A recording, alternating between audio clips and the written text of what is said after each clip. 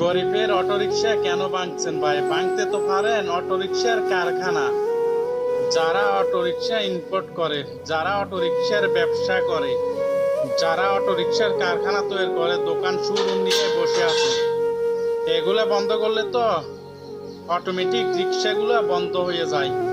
কেন ভাঙতে হচ্ছে? গরিবের অটোরিকশা, যে কিস্তি করে হলাত মলাত করে একটা রিক্সা কিনছে জীবিকা নির্বাহ করার জন্য।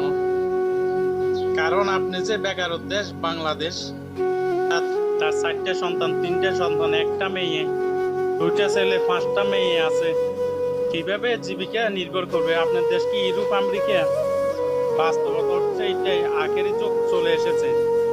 সঠিক মানুষগুলো মজলুমের শিকার হয়ে যাবে, মজলুম হয়ে যাবে। যারা অন্যায় হওয়ার কথা না, তাদের সাথে অন্যায় হয়ে যাবে।